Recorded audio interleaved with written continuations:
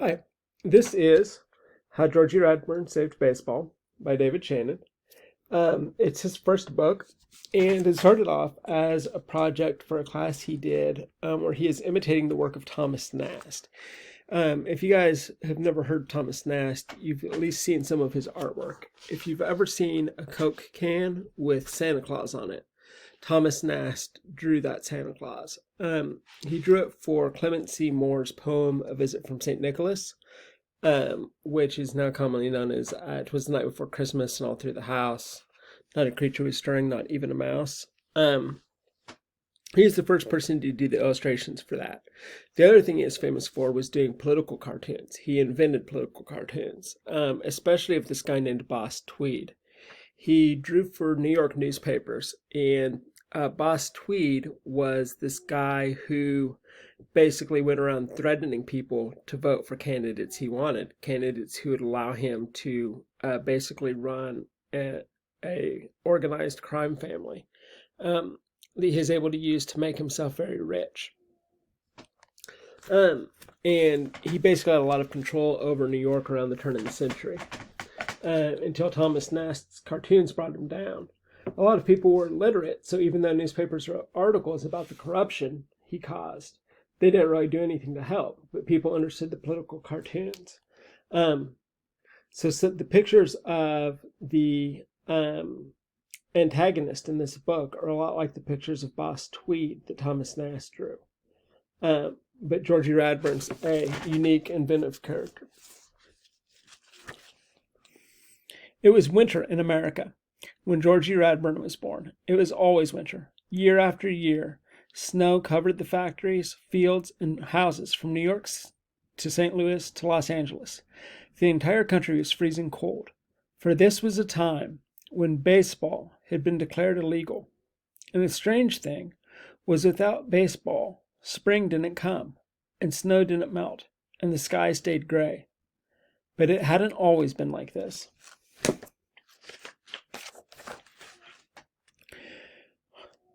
Long ago, many years before Georgie was born, there had been 4 seasons in America: spring, summer, autumn, and winter.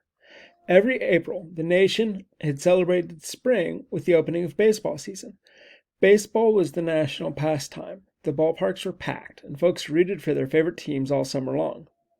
But one year, a young ball player named Boss Swaggart was in a terrible slump.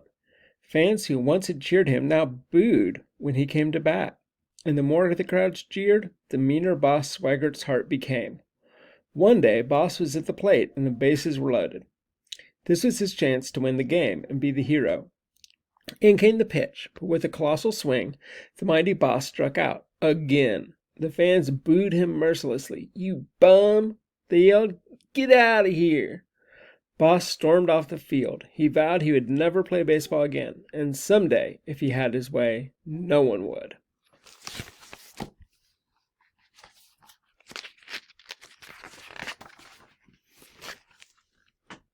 Years passed, and Boss Swaggart worked hard and became a very rich man. But even with all his money, he never forgot that rotten day at the ballpark so long ago. He thought about it day and night, and he cooked up a plan to rid America of baseball forever. Boss used his money to buy radio and television stations and newspaper companies and magazines. Every day, folks read about the evils of baseball in his papers or heard about them on his radio and TV shows.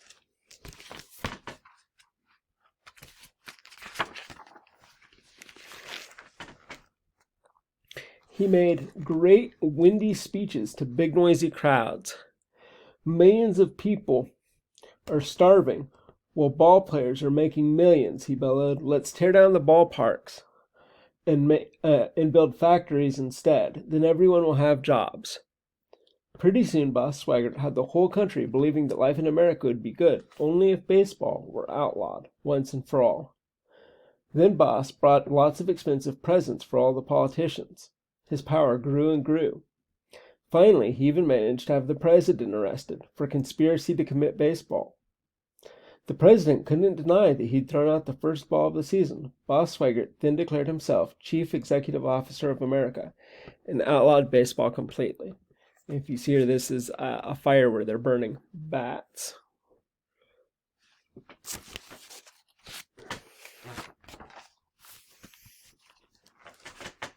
Right off the bat, Boss threw all the ball players into the freezing cold Candlestick prison, and he confiscated all the baseball equipment.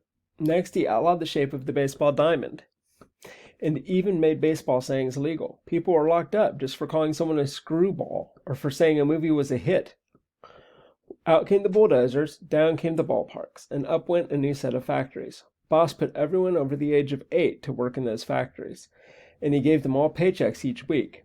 He formed a gang of thugs called the Factory Police, and he used them to spy on the public.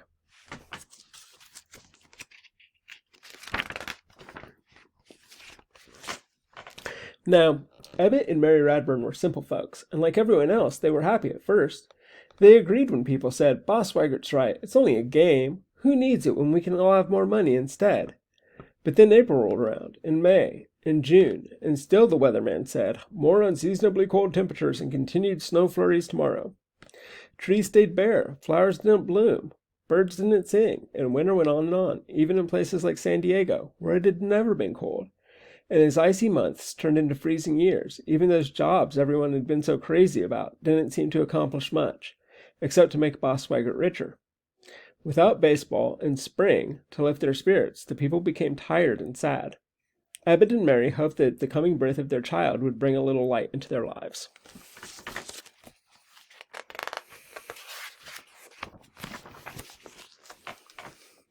Georgie Radbourn was born in April, during what Boss's newspapers called the mother of all snowstorms. Ebbett and Mary were very proud of their baby boy, but as he grew older and began to talk, they discovered something truly odd about him. Every time he opened his mouth to speak, forbidden sayings of baseball popped out. "Batter up!" he would shout, followed by that apple, shoot that pea." What he meant was, "Good morning, what's for breakfast?" Ebbett and Mary didn't know what to do. Secret trips to sympathetic doctors produced no answers. "It's a freak of nature," the doctors said, scratching their heads. Georgie tried to hold his tongue. His parents were afraid of the factory police, and he made the neighbors nervous. But as time passed, a growing number of people began to feel that there was something special about the boy, and as if his strange affliction might somehow save them from their misery, and they hid him from the eyes and ears of Boss Swaggart's men.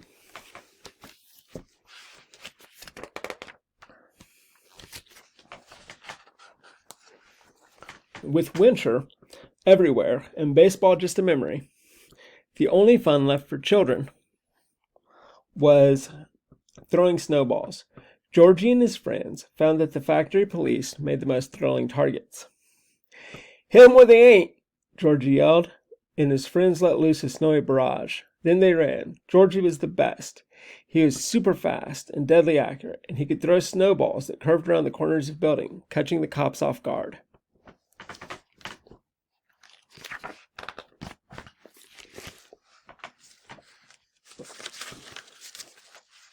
All too soon, it was Georgie's 9th birthday, and he was ordered to report for work at the factory.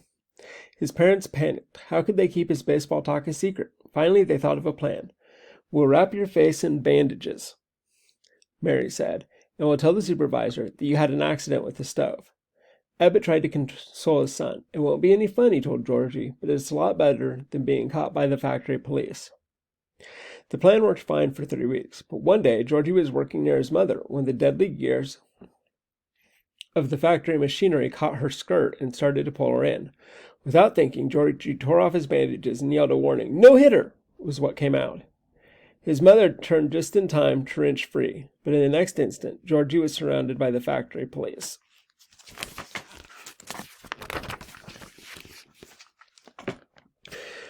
"Trial of the century," screamed the newspaper headlines, and the whole country was abuzz with rumors, hopes, and whispers. No one as young as Georgie had ever been arrested before. Adding to the excitement was the news that Boss Swaggart had declared himself the judge and the jury.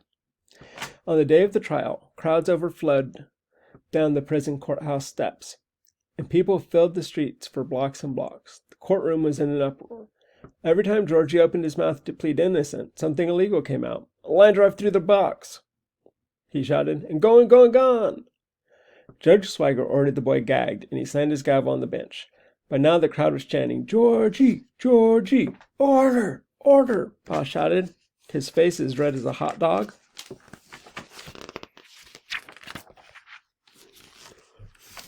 Georgie's lawyer approached the judge.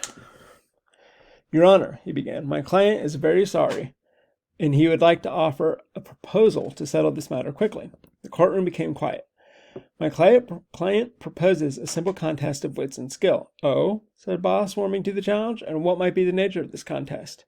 The lawyer hesitated. Pardon my language, a baseball game." A gasp rippled through the crowd. "If Georgie Radbourn can strike you out on 3 pitches, you will free him and once again make baseball the national pastime." At this, a roar went up from the crowd, the likes of which had not been heard since the old ballparks were bulldozed. Boss Swaggart snickered. "This pipsqueak couldn't whiff me in a million years," he thought. "I used to be a famous hitter." "I accept the offer," he announced with a slight grin. "And if I should manage a hit—" He paused to lean so far over the bench that his pock-marked potato nose was inches from the boy's face. "I will cut out his treasonous tongue and throw him and his parents into prison for the rest of their lives. Let's get on with it," he roared. With that, the whole mob spilled out the side doors and into the snowy prison yard.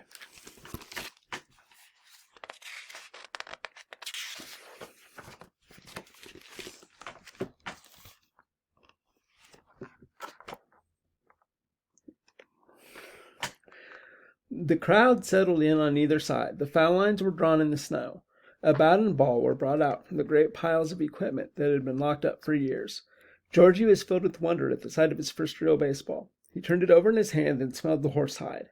He felt as if he'd found a part of himself that had always been missing. As the big man and the small boy took up their positions, the people, inspired by Georgie, began to root openly against Boss. "Give him the high hard one, kid! Backdoor the bum!" It felt good to shout out those words, to root for their favorite ball player again.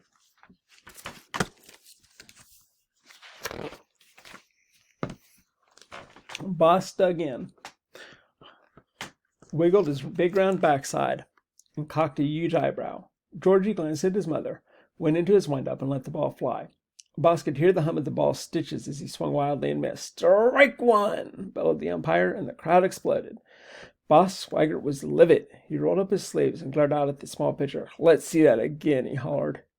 Georgie wound up and fired another fastball. But this time, Boss was ready. He swung hard, and there was the smell of burning wood as bat met ball. The crowd groaned as the ball soared high and deep toward the prison wall. But wait, it was curving. Foul ball, strike 2. Boss Swaggart grinned. This wouldn't end like that game so many years ago. He had this kid's number. He leaned out towards Georgie, stuck out his ugly tongue, and made a chopping motion with his hand. Georgie was unruffled. He stared in at Boss, expressionless. Again he wound up, and again he delivered the pitch, straight, true, and fast. Boss cocked his bat and stepped into the pitch. In unison, the crowd yelled, "Swing!" And swing Boss did, as hard as he could. But this time, as the ball rocketed toward home, it curved like no one had ever seen, even in the glory days. It curved as if it were rounding the corner of a building. Boss missed it by a mile, and the force of his swing blew him out of his shirt and his tie, out of his pinstriped pants, and even out of his size 14 wingtip shoes. "Strike 3! You're out of here!" howled the umpire.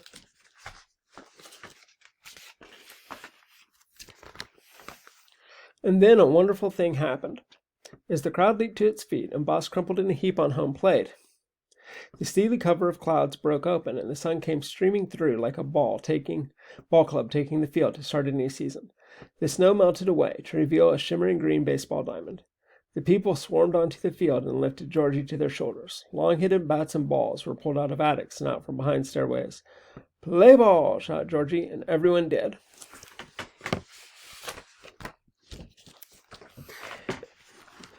And so today, there is baseball in America once again. There is still winter, but now there is spring and summer and autumn too. And there are still jobs to do, only now some of them are at the ballpark. So it's a great book, which is basically about kind of fascism and consolidation of power, media manipulation. There's a lot of different themes going on in it. So it's a pretty important book, but it's also written as a story using a child protagonist in a way that children can understand.